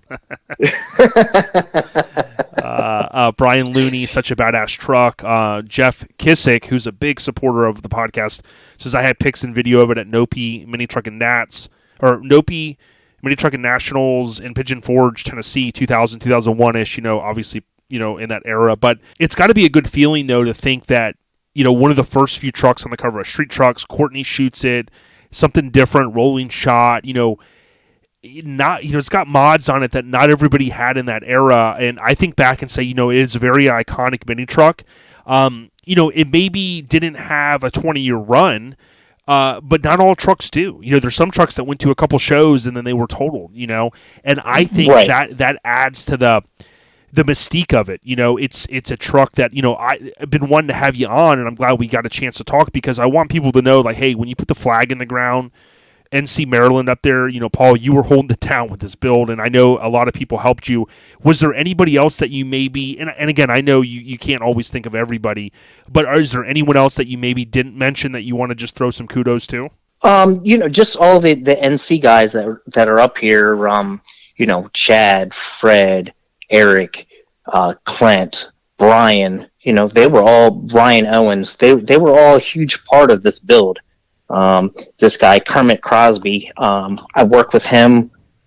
We actually body dropped the truck, he was an old street ride guy. He showed me how to, he really helped me with body dropping stuff. So Wow. in the evenings, I would go work at his shop. We body dropped the truck there. He showed me like all the things that I wanted to learn. He was there, how to set up suspensions and all that stuff. So he was a huge part of my life, just as a mentor and being able to teach me things. Yeah, tip of the cap to you again, because there's a lot of things. Like, I was hanging around my buddy Matt Torgerson. Shout out to Matt, he's a listener, and he body dropped my truck originally, and I drove it everywhere. Love that dude. And but I couldn't do any of the stuff. Like, I got this Mazda now. I kind of want to toy around and do a couple things. No, I'm not going to get crazy with it, but it's just one of those things that, like you said, you've been around the industry, with paint and body, you know a lot of guys, a lot of stuff, but to be able to say, hey, I body dropped some stuff, I did this, I sold the truck, I went and helped the guy, suicided the doors and things like that. It's a testament to your commitment to your trade, your craft, but also kind of the scene in general. Yeah, I love it. If there's any guys that are around here that need help or want to do something, I want to be there. Yep.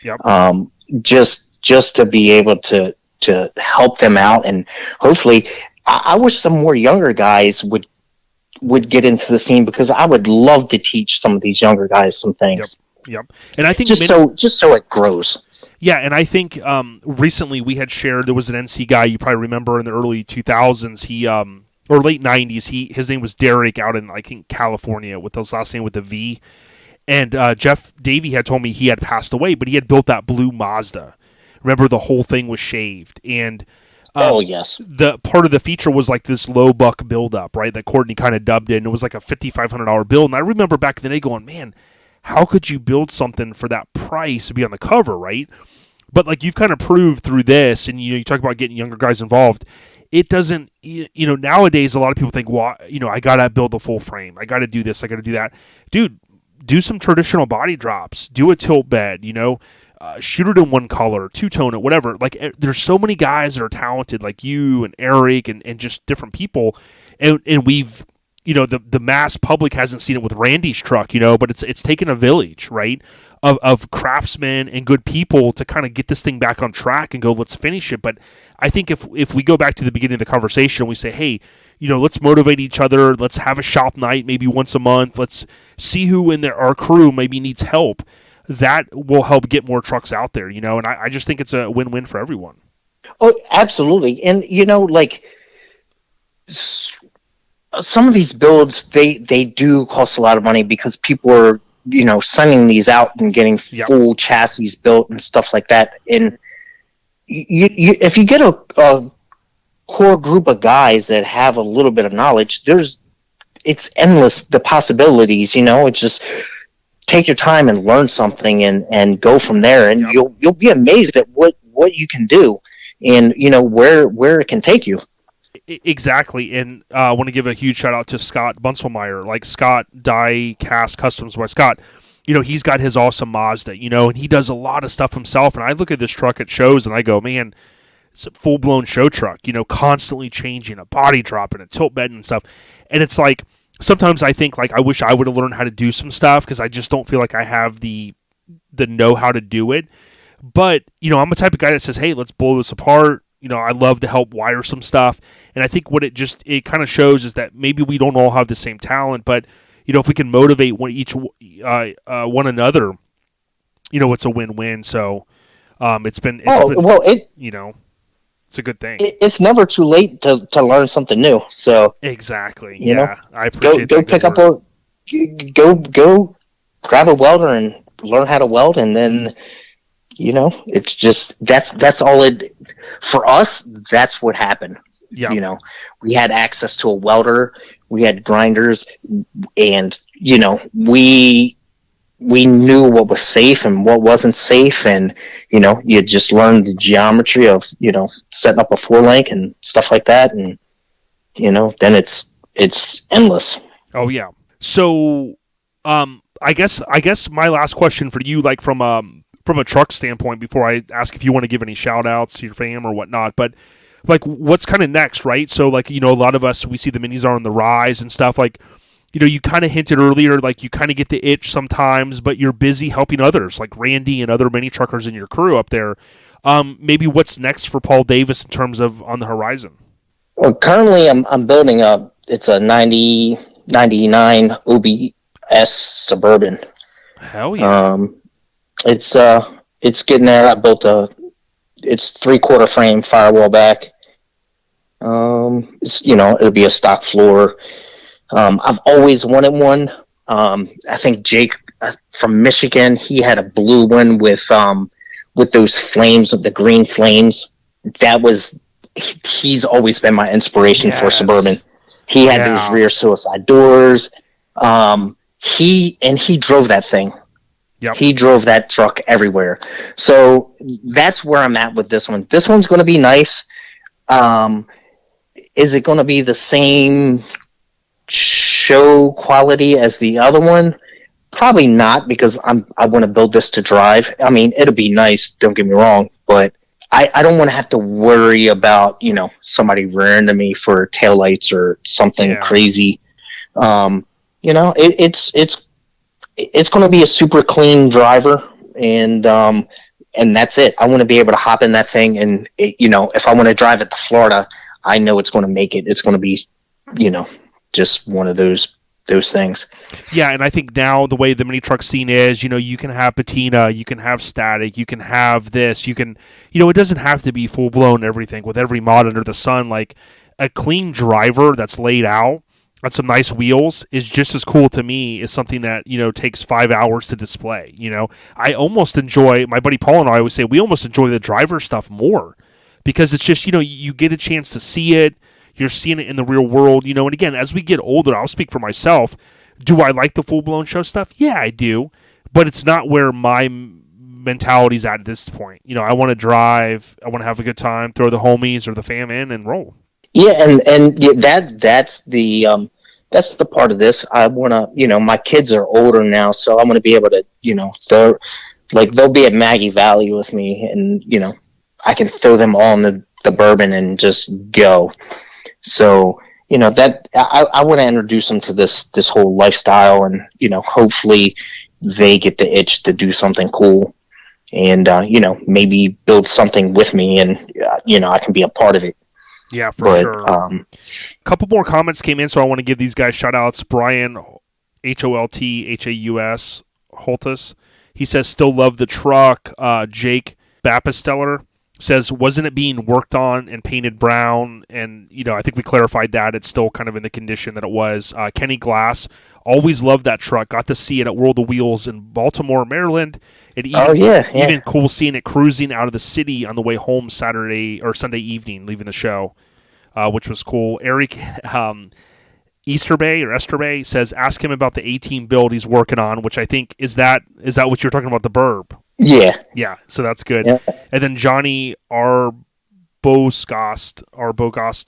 says, Arbogast, thank you. Paco DeWart, any plans are you to let it go? Oh, okay, he tagged him. Truck still has a lot of potential, so kind of trying to rally. Looks like Paco there, which is cool. Yeah. So good stuff. Yeah, Paco had great intentions with the truck. It just, he just never finished it.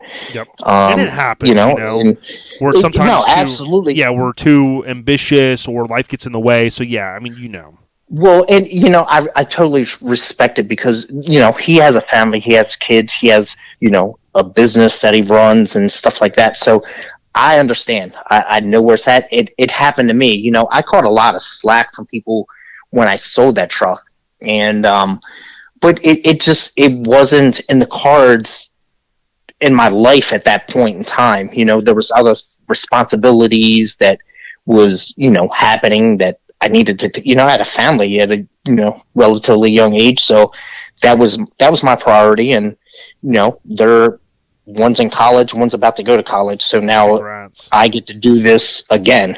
Yep. Yeah. And I respect that. I respect that approach, no disrespect to anybody, but I respect that approach way more than somebody, we've been around a long time and it's no slight against some of these guys, but some of these guys that are, like, oh, I'm going to trade this to get this, and I got this, and I'll be at the show maybe, and then they don't go. It's like, dude, I've told some of my close friends before, I said, look, man, dude, take a break, sit back, your daughter's having surgery and stuff. Like, mini trucks, we all love them. But, dude, for God's sake, dude, if your house is, in shambles, or, your family's having surgery and stuff, or you got new kids or whatever, you got to put food on the table, let's be honest, man, I'll be the first to say it. That's most important, right? So, I mean, again, I give you all the credit there. Yeah, it just, now, like I said, now is my time to be able to do it again. I fulfilled my responsibility so far for that aspect of my life. And, there's a ton of guys they're coming back because their kids are grown. They're able to have the freedom to be able to go do this again. And they like myself, I never lost the passion. It was just, it wasn't in the cards at the time. Priorities, right? The big. Oh, absolutely. The P word that matters, right? One of them. Yeah. Exactly. Dude, it's been such a pleasure talking about all kinds of cool stuff. But dude, I want to give you a shout. I want to give you a moment to, if you want to give out, give a shout to your fam. I know you probably had a lot of the homies, many of them you mentioned, but some of your family is stuck by you to help you to kind of get where you're at. Oh yeah, absolutely. So, just the whole Maryland NC family, Chad, Fred, Eric, Steven, Ryan, Clint, Matt, all those guys that have helped me along the way. That truck wouldn't have been what it was without them. And it's just the way it is. To my girl now, Lauren, she encourages me for the Suburban. She knows it's a passion of mine, and to Farah, she's going to be able to ride in this thing too and have a good time. And, to my sons that, they're going to enjoy it also. And hopefully I can pass some kind of torch to them, and hopefully they get the itch. I love it. And shout out to Jake Mooney. Like you said earlier, you and I are many thoughts alike. We like the S10s, Hombres. One of his Suburban, one of my favorite trucks ever. I had a chance in the late 90s, I guess probably early 2000s, to buy it. I think it had went up for sale, and I kicked myself for not, because I was like, man, I got to do all this to my Bourbon. But, he, like you said, he drove it everywhere. But, yeah, man, for you to thank your fam, and obviously for them to motivate you, and you got the kids, in a good place, that's a good place to be in, where many of us are kind of in our 40s now, late 30s, 40s, going into our 50s, a lot of the listeners, and it's good to be able to go, hey, I want to kick back. The family's in a good spot, but I want to work on some stuff and kind of get back into it. And it sounds like that's what's on the agenda. So I give you all the credit. Oh, absolutely. And I need to give a shout out to my parents, because they thought I was crazy at the time and how I wasted my money. But once they saw the end product, they were pretty amazed, and they guided me through this whole life crazy world of what it is. And but to my mom and dad, they were behind me, throughout this whole thing as a young man that was, highly motivated to build some crazy truck. Yeah, for sure, dude. I love the hustle. And like I said, I guess in closing, like, I got a chance to see the truck at least twice, maybe 3 times. I know I took a good bit of photos at Showfest and here in Tampa.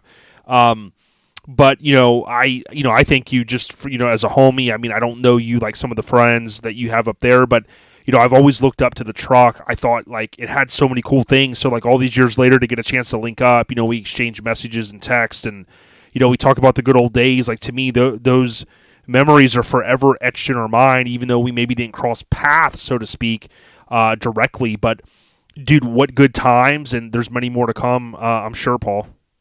Oh, absolutely. Hey, you have a time for a quick story, since you had mentioned please. Showfest. So Showfest, that when I took the truck to Showfest, the day we were leaving, I had all 4 of my wisdom teeth cut out. Really? Hours before we loaded the truck up to drive 16 hours to Greenville. So that was an experience all in its own. Those guys messed with me the whole time. Don't drink from a straw. It was, it was a crazy time. I was able to actually go to the show, but it was miserable. Yeah. Just from that aspect of having all my wisdom teeth cut out. But, we had a good time. I still remember when I got mine out, and I was like, I woke up and I was like, I don't know what you gave me, but man, that stuff had me knocked out. And, try getting in a truck and driving for 16 hours. Yeah. So that was a crazy time. Yeah, we started going in 2000, and, this is no slight against the people I know. I think it's is it in Missouri right now? They're dealing with the brown water. Yes. And this is no slight against them because I know they're dealing with just some hellacious shit.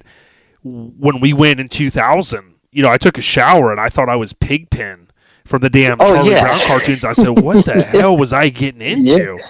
And then I found out, we went to the local Pizza Hut and they go, don't drink the water. And I was like, what the hell? Are we like in a third world country?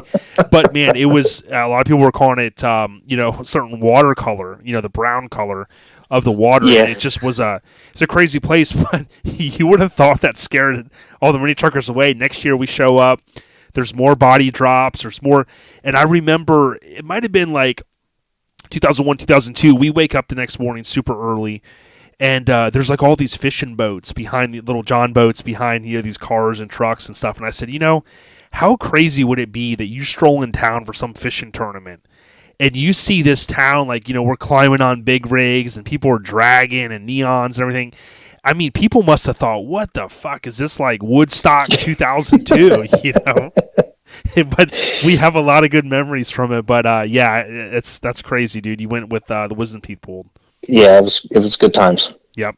Well, dude, Paul, let's keep in touch. If you got any photos, we'll share them, and we love the behind the scenes stuff and whatnot. But yeah, like I said, tip of the cap, dude. NC, all that whole area. Shout out to Randy from Florida, Tim.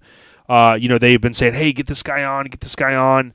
And we made it happen. So, keep doing what you do, homie, and we'll link up again soon. Absolutely. Thank you. All right, everyone. Listen, we're going to hit you guys next week, hopefully, Lord willing, with another episode. Stay on the rise, and hopefully you guys appreciated it. Leave a comment. If you're on Apple Podcasts, leave a 5-star rating if you can, and make sure you subscribe. More to come. We at ya.